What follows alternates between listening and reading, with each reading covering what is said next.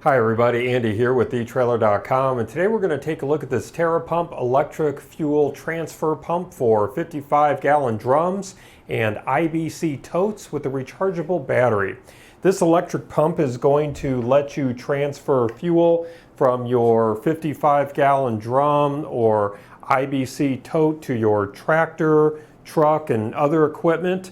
It is going to be perfect for garages, shops, yards, farms, and even at the dock. Now this pump is going to work with liquids such as diesel, DEF, AdBlue, non-potable drinking water, kerosene, antifreeze, windshield washer fluid, mild detergents, agricultural chemicals, and light oils. However, I do want to point out that this is not compatible with gasoline, drinking water, or concentrated acids. Now just turning this around here again, wanted to show you this drum buttress adapter. This is going to be very easy to grip, making it simple to tighten up or loosen. And we have an adapter here that's going to fit various drum bung holes, so you can pretty much be assured that you're going to get a secure fit on your drum. This also features a telescopic intake tube. Now I'm going to zoom out here just a little bit so you can get a better view of it. So this is telescopic, and when it is at this length here, we're sitting right at about 33.5 inches long. And then to extend this, you're just going to loosen this nut here, and then that's going to give you the ability to extend this pipe. And when it is fully extended, as I have it here right now, it's going to be about 49 inches long. So you do have a range of about from about 33.5 inches to 49 inches with this intake tube. And the diameter is sitting right at 2 inches. And if you notice, it does have a stainless steel end cap that is going to help filter out debris out of the motor, preventing damage to your pump. Now the nozzle handle with the swivel nut is going to provide 360 degrees of rotation to prevent the hose from tangling up. And this rubber discharge hose is very flexible. It consists of 4 layers, and it's oil, flame, and cold resistant. And this high-grade polyester construction, as I mentioned, is indeed very flexible.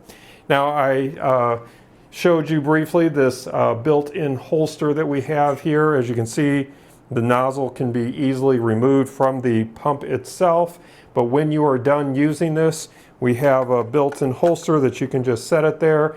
And I wanted you to see that we have a wire metal catch there that's going to, when you replace the discharge nozzle, it's just going to sit there in that hanger, so it's not just going to easily slip out.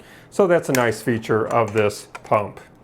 Now the discharge hose length is a little over 79 inches long, and the flow rate when you have this plugged in to electricity is going to be 7.1 gallons per minute. And then when you're operating it from battery, it's going to be a little bit lower at 4.2 gallons per minute. Now, as I mentioned, this does include a battery. It's rechargeable, and it is a lithium-ion battery, and it's going to be very easy to remove the battery, to charge, and then to put it back into the pump. I wanted to point out there's a little battery indicator there, so that gives you the status of the battery when you push the button. And then it's going to be very easy just to pop this back into place.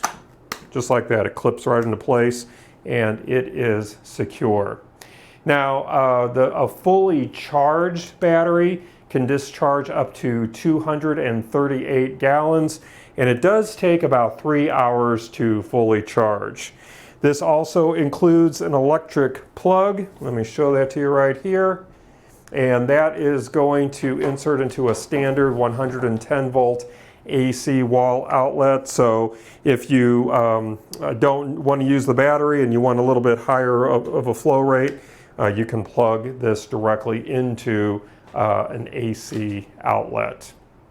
Now, this also has a power switch, and you just flip it on, and when you have the pump on, just squeeze the nozzle handle to control the rate of flow, and then when you're done, release the handle and turn the switch off. I just wanted to mention, and you might already know this, it's a good idea when you're done using your pump to kind of lift the hose up a little bit and let the contents, the fluid, whatever you're transferring, kind of drain back down the hose, back down the pump into the drum, so you don't have whatever fluid you're transferring kind of stuck in the tube and just sitting there. I mentioned this power switch. We do have an LED indicator here to let you know when the pump is on. You can't see that light probably from that distance, and but there is a light there, and it'll light up red when the pump is on, and then of course it's going to turn off when you turn the power off. Now, the pump head dimensions itself, sitting from measuring from where this is actually going to be sitting on top of the drum all the way to the top, it's about 7 1/8 inches tall. The overall width is right at about 4 1/8 inches wide.